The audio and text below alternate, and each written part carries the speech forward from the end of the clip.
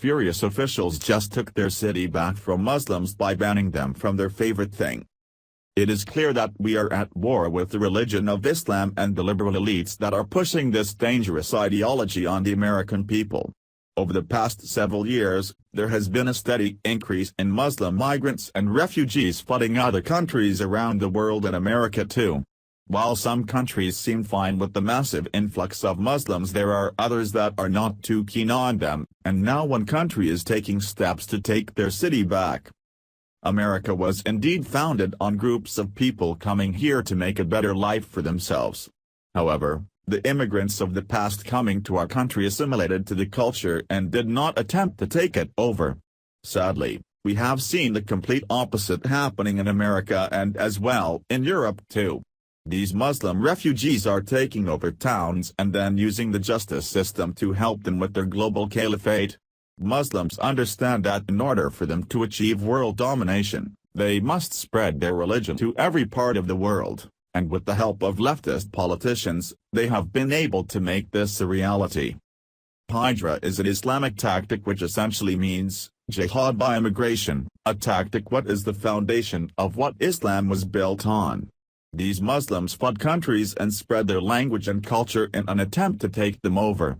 We have seen this happening in Germany, France, England, and of course, right here in America. While liberal politicians wring their hands and call Muslims that commit crimes diversity and multicultural, one country is not having any of it. Officials in China's Xinjiang region have decided to ban Muslims from using their language in schools. This ban comes on the heels after tight restrictions were implemented on Muslims in the region, which also includes a ban on fasting during Ramadan. Of course, the left is already screaming that this is wrong and totalitarian, but is it really? The school wants the students to only speak Mandarin and to use it in school. They are not dictating this to be at home as well. Truth be told, having a national language and culture is what brings unity to a country, and not to have one can cause issues.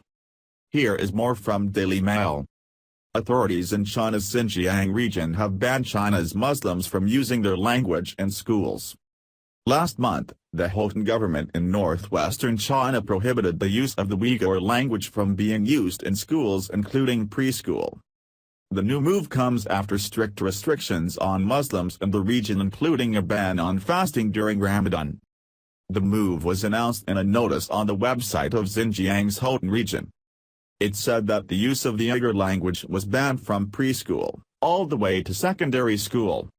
The notice claimed that the move aimed to fully popularize the national common language. Signs around the schools also have to be in Mandarin. The move will come into effect in September, in time for the new school semester. An Uyghur official told Radio Free Asia that even the Uyghur textbooks will be replaced with Chinese textbooks from inland China. The news was confirmed by the World Uyghur Congress, who say that the ban is currently in place in one prefecture of Xinjiang province. However, it's not unlikely that the ban could spread province-wide in the future. William Ney, researcher at Amnesty International, told Mail Online, the Communist Party has been pushing bilingual education over the past few years, but in reality, it seems as that the real goal is to encourage Mandarin while hollowing out the role of the Uyghur language, and in the long run, presumably weaken Uyghur identity as a potential unifying, political force. However, many Uyghurs are extremely concerned that their language and culture is being systematically suppressed, so this type of heavy-handed policy has the potential to backfire. Xinjiang is home to 10.37 million Uyghurs who practice the Muslim faith. It is a 4.5-hour flight from Beijing. Many Muslims in the country say they feel victimized by the government, who have tightened control on the region.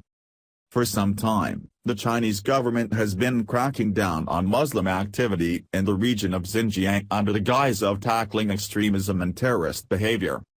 Cities across America could take a lesson from this small town in China, since what they are doing makes absolutely perfect sense.